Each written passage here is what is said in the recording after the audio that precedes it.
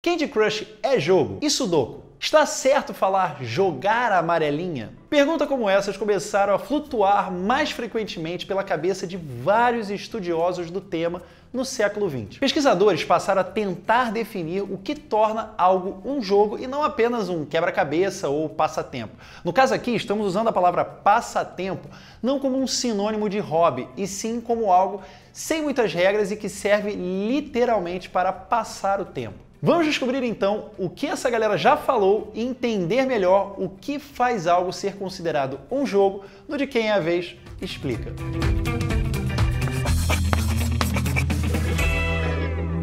Se você estiver gostando de passar o seu tempo aqui, aproveita e já clica no gostei, compartilha e aciona esse sininho. Antes de começarmos a tentar definir o que é um jogo, é importante apresentarmos o conceito do círculo mágico. Esse termo foi cunhado pelo historiador holandês Johan Huizinga no livro Homo Ludens, de 1938. A ideia é que quando resolvemos jogar algo, criamos uma espécie de ambiente especial durante um determinado período de tempo, governado por regras específicas que todos os participantes precisam concordar em seguir. Ou seja, antes de mais nada, um jogo tem que ser uma atividade voluntária.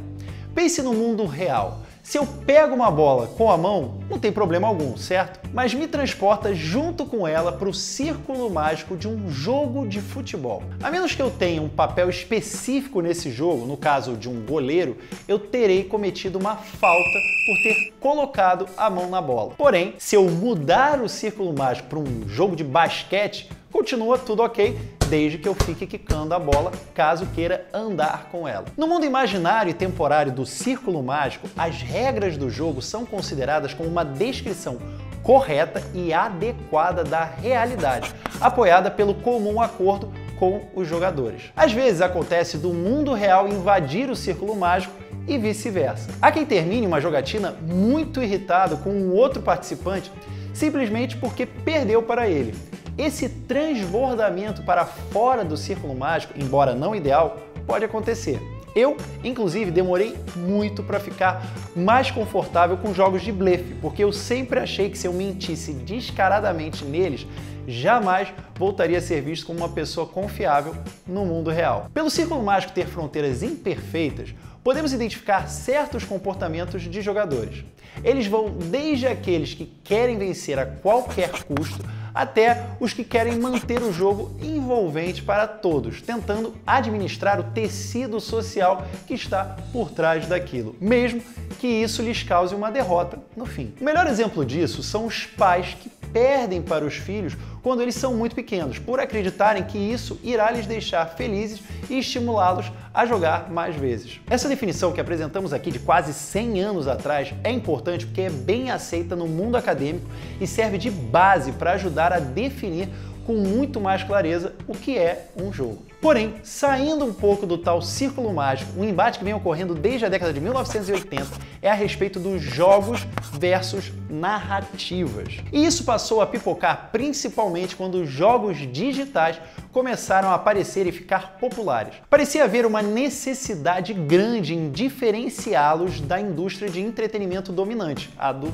audiovisual. Roger Caillois, um sociólogo francês, definiu que os jogos são atividades livres, incertas, fictícias, não produtivas e governadas por regras. Quase o mesmo que o nosso amigo holandês havia falado. Ou seja, de acordo com Caillois e Huizinga, um jogo não pode ter seu resultado pré-determinado e deve dar opções de escolha ao jogador. Isso influencia os projetistas de jogos até hoje, a ponto de haver uma espécie de escala entre o que seria entretenimento interativo, tipo aquele episódio especial de Black Mirror, e o que poderia ser chamado propriamente de jogo. Jesper Juhl, ou como quer que seja o nome dele, um célebre projetista de jogos, disse existir características necessárias e suficientes para que algo seja considerado um jogo. São elas: regras, resultado variável e quantificável, valor atribuído aos possíveis resultados, esforço do jogador, jogador ligado aos resultados e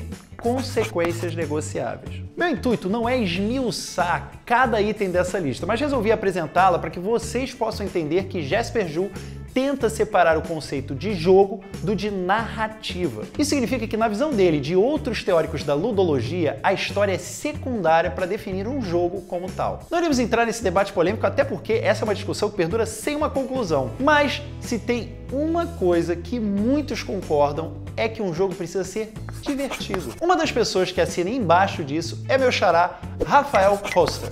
Ele escreveu um livro inteiro sobre isso. Na visão dele, diversão pode ser definida como o ato de dominar um problema mentalmente. Isso significa que você se diverte justamente quando começa a entender o problema que precisa resolver para vencer o jogo. Por que será que tem tanta gente que diz achar matemática chata?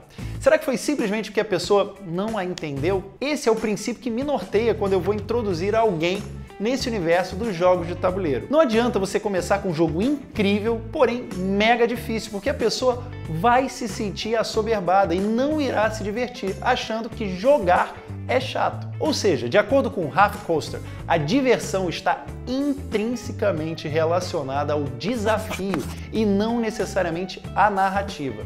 Sim, o meu xará também é adepto de que jogos não são histórias. Essa discussão, embora tenha se alongado pelas últimas décadas, tem esfriado. Parece que, de maneira geral, há espaço para todas as vertentes de pensamento nessa área. Afinal, se começarmos a colocar regras demais no que pode ser um jogo, acabamos perdendo a essência do que ele pode significar para as pessoas envolvidas. Mais do que isso, podemos até comprometê-lo como forma de arte, mas isso é assunto para um outro episódio. Aliás, eu gostaria de dedicar esse vídeo ao meu orientador Geraldo Chechel, uma pessoa que admiro muito e um grande entusiasta da área e ludologista. Sem os ensinamentos dele, eu não teria sido capaz de fazer esse episódio. Valeu, pessoal!